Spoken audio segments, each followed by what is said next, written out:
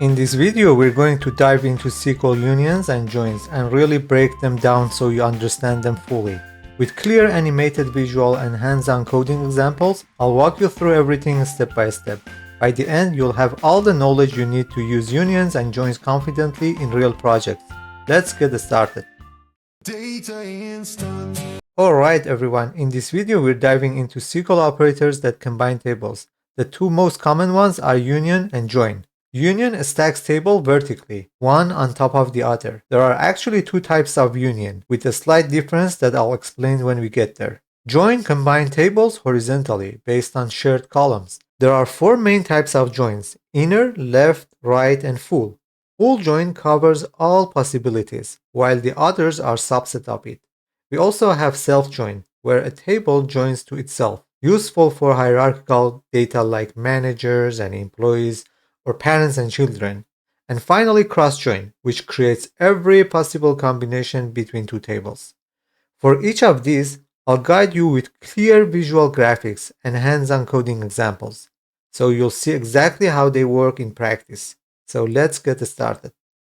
Here are the sample tables we'll be working with in this session. We have an orders table that shows the details of each order, the products ordered, and their quantities by customers. We also have a customer table that stores customer information like their name, country, and referral ID, a suppliers table with supplier names and their countries, a products table listing product names and prices, and finally a details table that contains details like the colors and materials available for each product. We'll start by creating these tables in our database so we have our sample data ready to use for our hands-on coding examples. Let's open our SQL interface. I'm using MySQL Workbench, but if you're working with another SQL system on your computer, that's totally fine. The syntax is pretty much the same. But if you don't have any SQL Server or interface installed yet, I've made another video that shows you how to download and install MySQL. Feel free to check that out first, follow the steps and get your SQL setup ready, then come back to this session. The first thing that we do is to drop the table if it already exists from previous videos. Then create the database and set that as default. Then we create our customers tables, customer ID, customer name, country, and refer ID. Then we insert data into our customers table. Next, we create our orders table. Then we insert data into our orders table.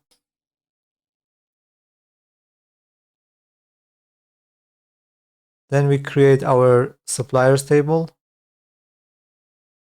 and insert data into it. Next, create our products table.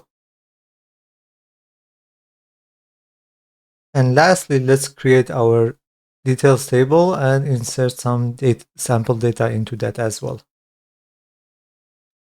Now we are going to run everything from top, and let's refresh our schema and make sure all the tables are here. Great, you can see everything is here. So we have all the ingredients ready to start working on. Let's start with union operators. As I mentioned earlier, union is used to combine tables vertically. We append one table under the other. For example, let's say we want to take supplier name and country from suppliers table and append that to customer name and country from customers table. Once we do that, the supplier rows get added below the customers row, and that's the results we get from using union. Let's go to our code. To do the union, we select customer name, we give it an alias like name, and we also select country from customers. We also select supplier name, we give it the same alias as name, and country from suppliers. So in order to union them, we just simply put a union in between and we'll get the results. There you go. You can see we have both customers and suppliers information in one table.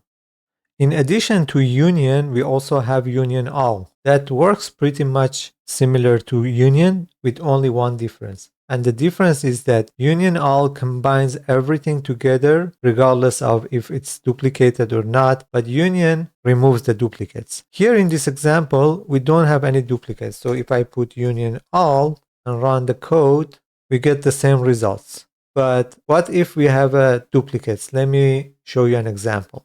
Let's say we want to combine the products table with itself. For example, we select product names where product is monitor or laptop, and then combine that with product names where the product is laptop and monitor. When we use union all, the product monitor appears twice because duplicates are allowed. But if we use union, the duplicate monitor is removed and it only shows up once. I'll quickly show you this in the code so you can see the difference. Okay, let's type select everything from products where product name is in laptop or monitor, and union all with everything from products again, but this time where product name is monitor and tablet. Let's run this. As you see, monitor has been repeated twice. Let me remove all and run the code. Perfect. You see duplicates is gone. So that's the only difference between union and union all.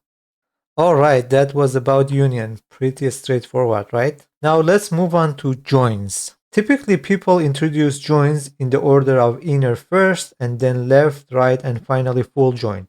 But I find it much easier to start with full join because it shows the complete picture of how tables can be combined. And the other types are just simply subsets of it. Joins are used to combine tables based on one or more common columns.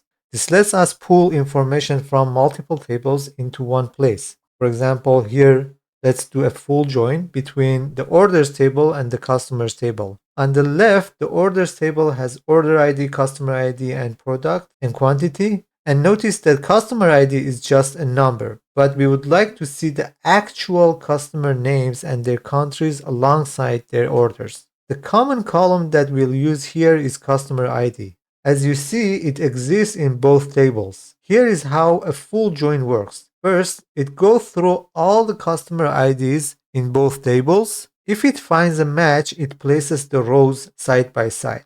If there is no match, it still includes the record, but the missing side will show as null. Let me break it down for you. Customer ID number 1 exists in the customers table, but is absent in the orders table.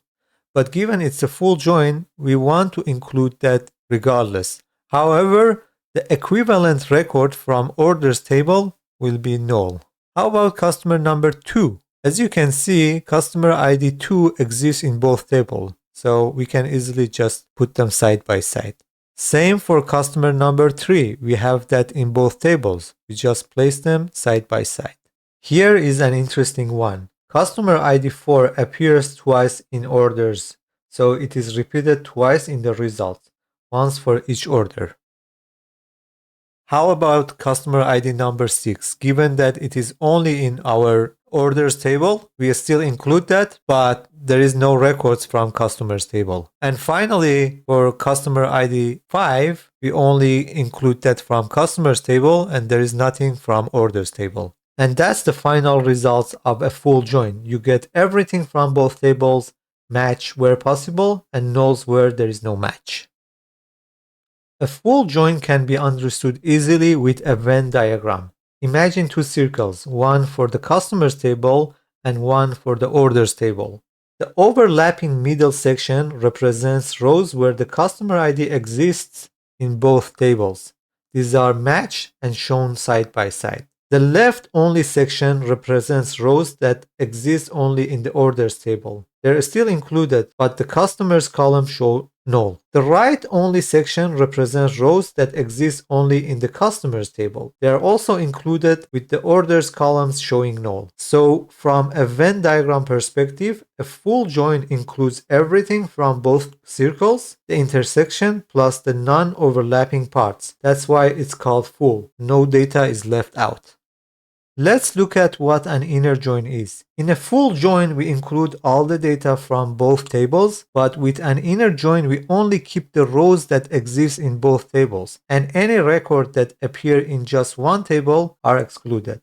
In this example, customer IDs 2, 3, and 4 are present in both customers table and the orders table. So we keep them and everything else is dropped. And that gives us the final results of an inner join. As you see, only the matching records from both tables are kept. Next, let's look at the left join.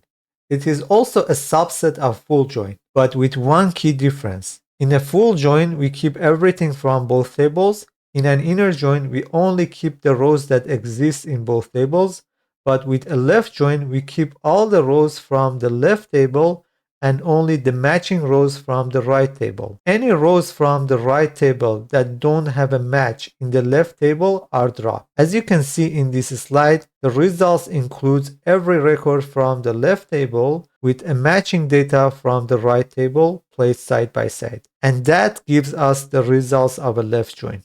Now let's look at the right join. It is very similar to the left join, but flipped from left to the right.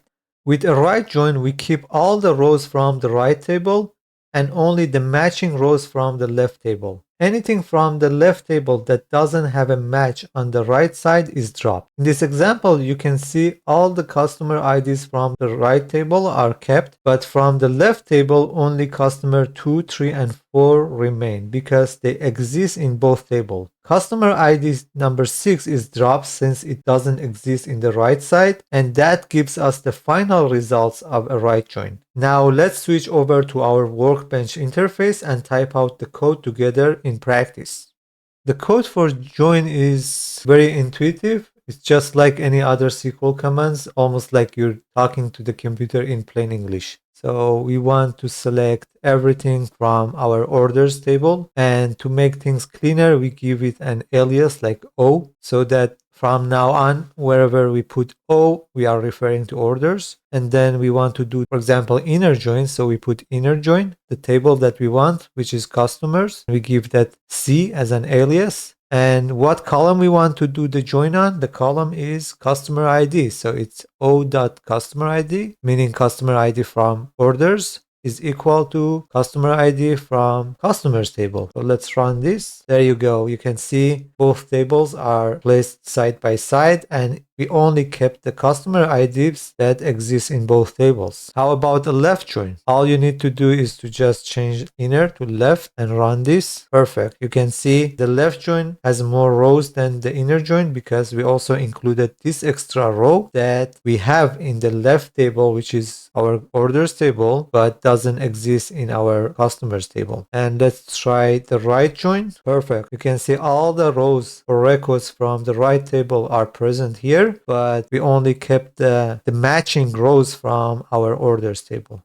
How about a full join? Can we do that? Let's try. You see it is giving us an error icon. The reason is that unlike other SQL tools like Microsoft SQL Server, MySQL doesn't have any dedicated command for doing the full join, which is unfortunate, but it is still not a big deal because we can have a workaround for that. And the workaround is to combine in joins and unions. Let me show you how. First, we do the left join, and then we also do right join, and then we union that. Let me run this. Perfect. You can see the results are as per expectation. We have the data from both tables, and the matching ones are placed side by side, and the non-matching ones are also included with their associated rows from other tables being null. Please note that you don't need to necessarily include all the columns and rows. You can just handpick some columns and also filter them using where. Let me show you how. Let's say, for example, we want to select order ID and customer ID from our orders table, and customer ID from customers table, and also customer name and our product name from orders. So we include all the columns that we want to have, but we also need to mention that column is coming from which table, especially for these ones that we have the same name from different tables. We have to explicitly use these ones, otherwise it's gonna give us an error. But for the rest, if the column exists in only one table, even if you don't include these aliases, it should work. but it is recommended to always use them regardless. So we put from orders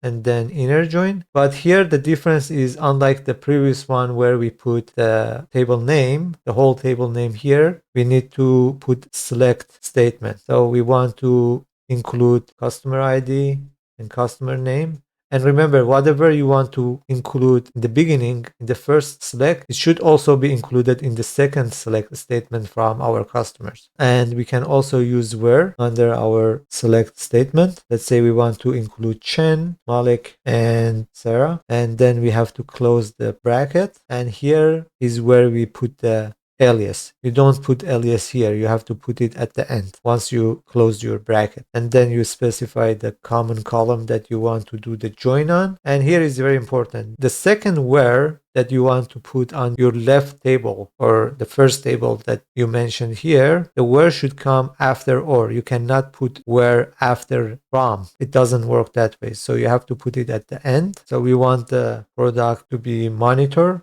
from our orders table. So let's run this. Amazing. You can see we have a limited number of columns and we only included the customer names and products that we did the filter on. Another thing that I wanted to mention is that you're not limited to only join 2 tables. You can join as many tables as you want. So let me show you, for example, if we want to join 3 tables, how it works. Let's say we want to join our orders table with customers table on customers ID, and we also want to include the price from products table because we want to calculate the total amount. So let me show you how it is working. So as I said, in the first select statement, we include all the columns from 3 tables, and we also need to use their aliases to avoid any confusions and errors. So we want to include order ID, customer ID. I intentionally put customer ID from both just for showing you that they are matching, but in practice, you only need to include it once and avoid any redundant data. So customer name is coming from customers table, also product from orders and quantity from orders. We also, like I said, we want to include price from our price table and we want to calculate the total amount. So we make a calculated column called total amount, which is quantity times price. And it shows you that how useful joining columns can be when we want to do the calculations and get data from different tables. So similar to the previous one, we just put left join and include the columns from customers name, customers table, and specify the common column that we want to use for doing the join. And then again, you just add another left join here, and that's it. So you can keep adding joins to your code as many times as you want. So we want to use everything from our products table, and this time the join should happen on product from orders table equals p product name from our products table. Please note that here the name is different. So that's another point that you have to know, that you just can choose whatever column that you want to do the join, and they don't need to necessarily have the same name, but the data type should be the same. Let me run this. Perfect. You can see we have data from 3 tables. We have customer ID from orders table. We have customer ID from customers table. And as you can see, that's another point. You can have different columns with the same name. But as I said, it's not a good practice. It's always better to keep only once to avoid any confusions. And this is customer name that we got from customers table, and the products from our orders table, and the prices. And here is the calculated column. So that's the beauty of join. You can get everything in one place. We also have something called a self join. In fact, it's no different from the joins we've already discussed. The only difference is that we're joining a table with itself, and that's why it's called a self join. It's not as common as joining 2 different tables, but sometimes it's very useful. For example, when we have hierarchical structures in a table, like a parent-child relationship, it comes handy. Let's have a look at our customers table. It has a column called refer ID. And in some companies, new customers are referred by existing customers. The refer ID in our example points to the customer who made the referral. So if you want to know who referred each new customer, we can use a self join. We join the customer table to itself, matching refer ID with customer's ID. Let me show you how. So we select everything from our customers and we call it C1. Do the left join on customers again, and next time we call it C2. And here is the thing. We use refer ID from the first customers table to customer ID from the second customers table. And let's see the results. Perfect. As you can see, we have all the information from our customers table, but we also have information about the name of our referrals. For example, Bob from Canada has a refer ID of 1, right? Which corresponds to Alice, meaning that Bob was referred by Alice. Similarly, Chen from China has a refer ID of 2, which means that Bob was his referral, and Sarah was referred by Malik. Nice. Now you know how self-join works. And finally, the last join I want to show you is the cross join. This one is quite different from the others. Instead of matching rows based on a common column, a cross join simply gives us all possible combinations between two tables. For example, imagine we have a products table with 3 items, laptops, monitors, and tablets, and a details table with 3 color material pairs, white, titanium, black with plastic, and gray with stainless steel. So if we want to the cross join, we need to get all the combinations. So each product will be offered in 3 possible color material pairs. In our example, the way a cross join works is that it repeats the rows of one table by the number of rows in the other. Since we have 3 color material pairs, each product is repeated 3 times. Likewise, each color material pair is repeated 3 times because we have 3 products when they're placed side by side. So you can see that we end up with all possible combinations. Now let's go back to our code and look at the SQL output as well. The code for cross join is very simple and short. All you need to do is to select everything or handpick some of the columns from our products table and cross join it to our details table. And notice that we don't have to include any common columns here, unlike the other types of joins, because cross join gives us all the possible combinations. So let me run this. Perfect. You can see all the results and all the possible combinations that we can offer to our customers. And that's it. We have explored SQL unions and joins step by step with visuals and coding examples to make everything clear.